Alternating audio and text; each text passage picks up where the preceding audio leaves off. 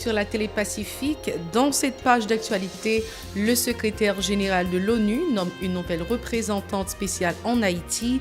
L'américaine Suzanne D. Page vient aussi remplacer Mamadou Diallo à la tête de la Minujust. Toujours pas de réaction officielle de l'équipe municipale de Delma suite au décès vendredi matin de détaillants atteints par les balles d'un agent de la police municipale lors d'une opération de déguerpissement de petits commerçants, drame qui a provoqué une vive tension à Delma 75. Coup de projecteur dans ce journal sur le centre d'accueil de Delma 3 où les conditions de vie sont déplorables et inhumaines. Les enfants et adolescents qui y vivent lancent un SOS au gouvernement. Et dans l'actualité internationale, Cuba exige des preuves de Washington dans le cadre du dossier des attaques acoustiques dont plusieurs diplomates américains ont été victimes au cours ces derniers mois. Restez branchés, le développement de ces titres, c'est tout de suite. C'est toujours un plaisir pour nous de vous informer. Merci d'être encore avec nous pour le développement de ces titres. Suzanne D. Page, c'est le nom de la nouvelle représentante spéciale du secrétaire général de l'ONU en Haïti, qui est également la chef de la mission des Nations Unies pour l'appui à la justice en Haïti, Minujust. L'américaine vient remplacer Mamadou Diallo, qui a dirigé cette nouvelle mission de l'ONU depuis son déploiement dans le pays le 16 octobre dernier. Madame Page a été la représentante spéciale adjointe pour l'état de droit de la MINUSTAH depuis janvier 2017. Elle a aussi été ambassadeur des États-Unis d'Amérique au Soudan du Sud et auprès de l'Union africaine. Des agents de la police municipale de Delma ont tué par balle vendredi Cassie Reginald, un résident de Delma 75, lors d'une opération de déguerpissement de petits commerçants.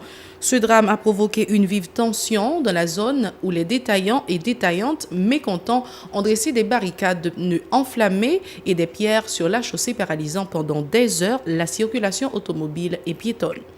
Les protestataires qui ont empêché aux ambulanciers de lever le corps ont réclamé justice pour la victime. Écoutons Myrlande Cassis, sœur du défunt, au micro de Riguer Noël.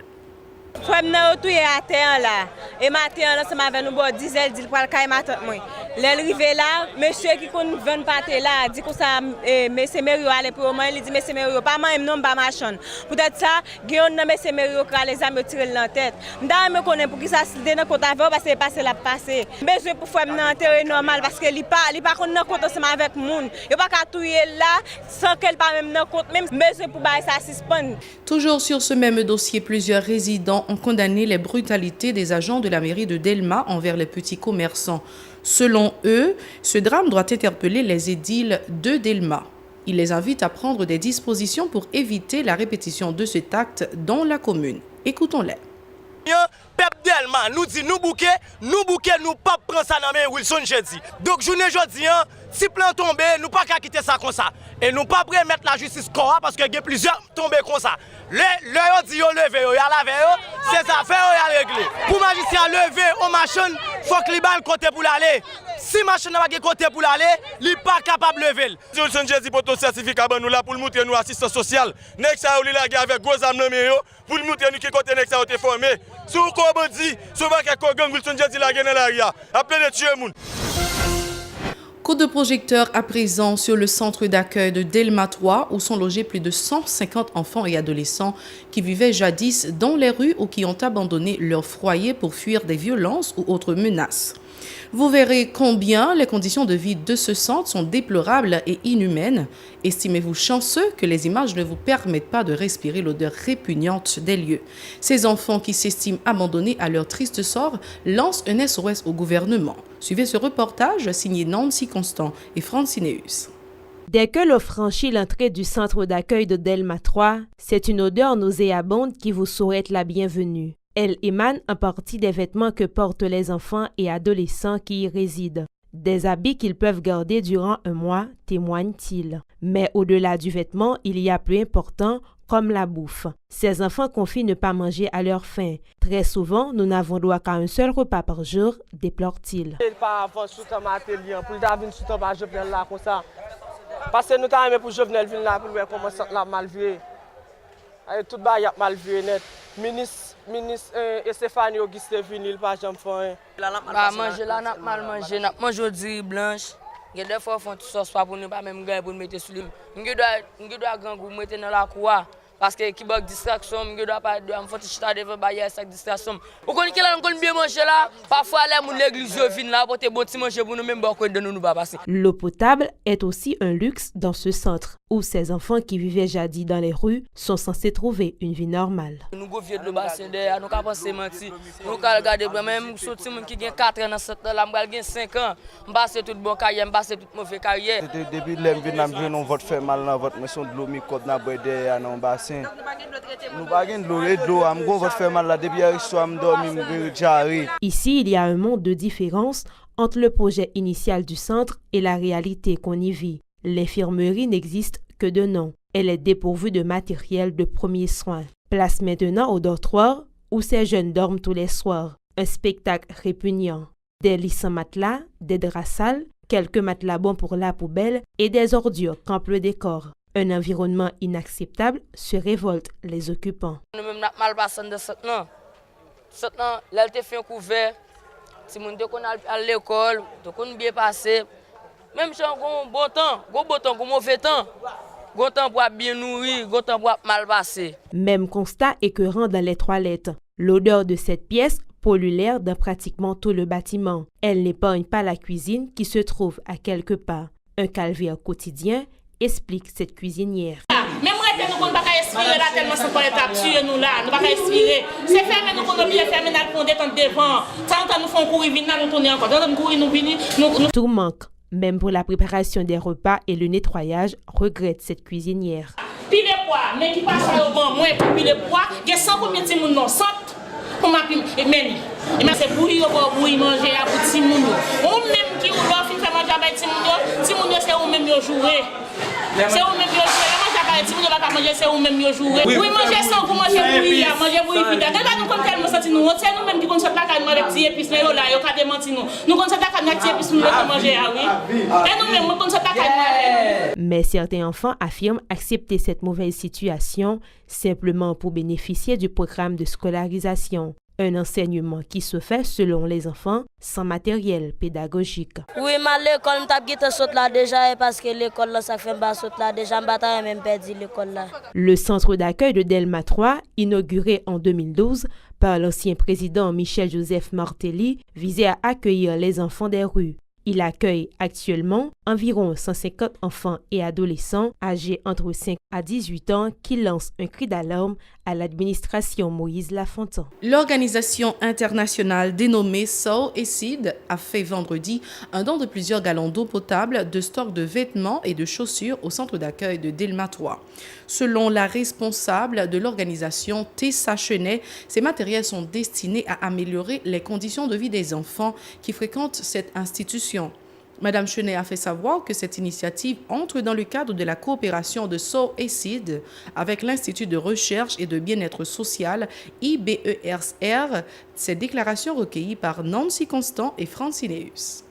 En partenariat avec le bien-être social, nous décidons aujourd'hui que nous avons distribuer des chaussures, vêtements, de l'eau potable, draps, serviettes, pour Timounio. En général, c'est une organisation qui est vraiment axée sur le bien-être Timoun.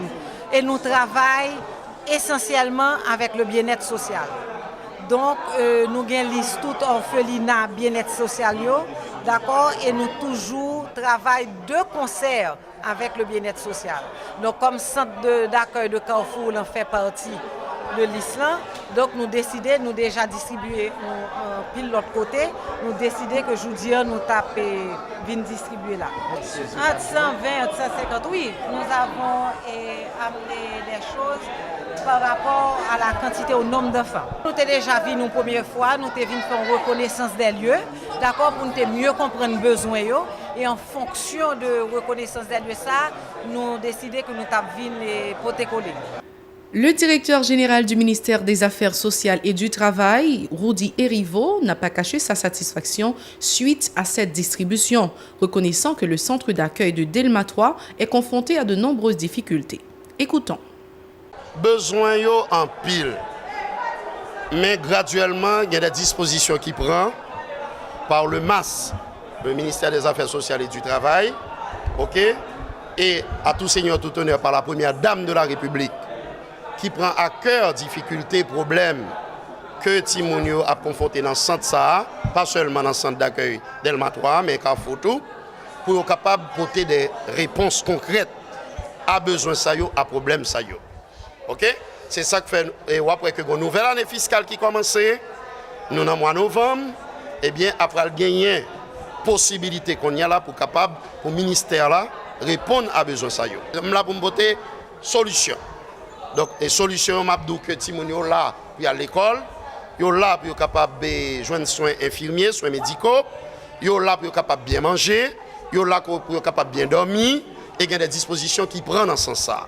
Et le fait que qu'on y a là nous joindre support, accompagnement, solidarité et ONG Takuso et CID, c'est en plus que lié pour que nous soyons capables mieux armés pour nous capables de faire face à difficultés ça.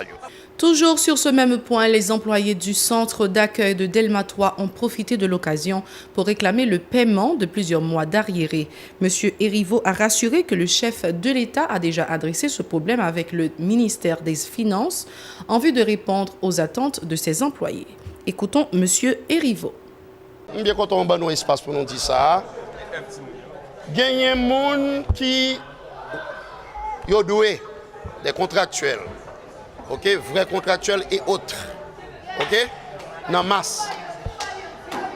Il y a des instructions qui passaient par le président Jovenel Moïse, Premier ministre Jacques Guy Lafontaine, et moi-même ensemble avec le ministre Stéphanie Auguste, il y a une disposition qui prend avec MEF, c'est le ministère de l'économie et des finances, pour qu'il adresse ces problèmes. Ça. Donc, il y a un monde qui a parlé de questions de contrat arriéré, ou après que l'attendait, ça nous dit. Si son l'autre cause il vient régler, la propose il pas attendre. Et là, ça a été mettre un plan A, plan B, plan C, plan Z. Ça c'est causé que regardez. Mais depuis que c'est pour dialogue, pour jouer une solution à la question contrat, nous avons une réponse concrète, claire, directe pour eux, sans ambiguïté. C'est que le gouvernement prend ça en charge et le ministère de l'économie et des finances a travaillé un moment. On a parlé là pour être capable de résoudre la question. Autre point de ce journal, le directeur départemental des NIP du ministère de l'Environnement a dressé vendredi le bilan de ses travaux au cours des 4 derniers mois. Lors d'une conférence de presse au local du ministère à Port-au-Prince, Dieu-Maître Maurice a fait état du curage de plusieurs rivières dans la région. Il a en outre indiqué avoir réalisé une campagne de sensibilisation autour de la lutte contre les changements climatiques. Ces déclarations au micro de Mario Sylvain et David Mercius. Grâce au gouvernement Moïse Lafontaine sous le leadership ministre environnement qui c'est M. Pierre Simon Georges, donc nous avons fait lancement officiel de table sectorielle direction départementale là.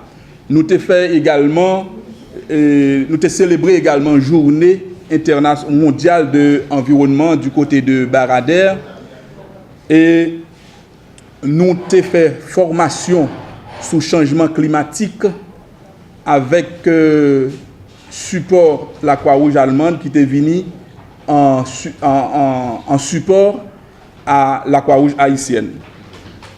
Et pour cadre ça que nous gagnons à faire pour nous, c'est dans le cadre de caravane changement. Donc, il y a un ensemble d'activités qui sont faites, surtout à Fond-des-Nègres et dans 4 autres communes départements. À Fond-des-Nègres, côté que centre de propagation végétale là, lui-même, ou bien Germoplace là. Donc, il est très avancé. Donc, je pense que dans l'espace de 2 mois, encore ou plus tard, donc il est supposé fini définitivement. De notre côté, M. Maurice a annoncé la mise en place sous peu d'une campagne de reboisement en vue d'augmenter la couverture forestière du département. Il a par ailleurs mis l'accent sur la formation des agents en vue de renforcer les efforts pour protéger l'environnement physique des NIP. Écoutons ses déclarations. Pour perspective, ça que nous gagnons comme rêve, donc c'est fait tout ça qui dépend de nous dans fin année 2017 là, pour que nous gagnions, nous relancer l'étape sectorielle là, et au cours de l'année 2018 là, au moins nous fait 3 autres rencontres sous table sectorielle.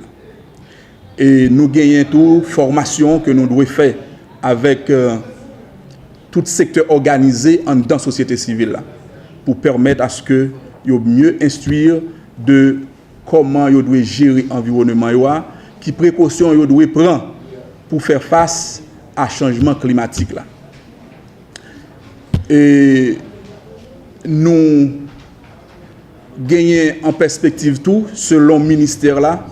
Donc pour ouvrir l'autre site d'intervention pour même activité caravane ça dans 7 autres communes département.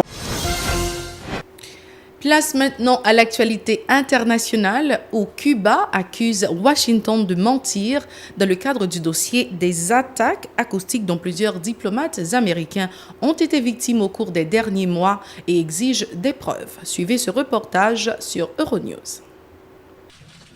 Le ministre cubain des Affaires étrangères a accusé Washington de mentir délibérément dans l'affaire des mystérieuses attaques acoustiques contre des diplomates américains à Cuba. Les États-Unis doivent apporter des preuves, a déclaré Bruno Rodriguez. Je peux affirmer sans détour que quiconque dit qu'il y a eu des attaques, des actions délibérées ou des incidents spécifiques à l'origine de ces problèmes de santé ment délibérément. Le gouvernement des États-Unis a décidé de politiser ces événements et de les utiliser comme prétexte pour amener les relations bilatérales à l'époque de la confrontation. L'origine de ces attaques acoustiques reste inconnue à ce stade, mais le département d'État américain évoque des attaques ciblées contre ces diplomates. Ce harcèlement acoustique aurait démarré fin 2016. Perte d'audition, problème d'équilibre, maux de tête, au total 21 membres du personnel de l'ambassade des États-Unis à Cuba auraient été victimes de ces troubles inexpliqués.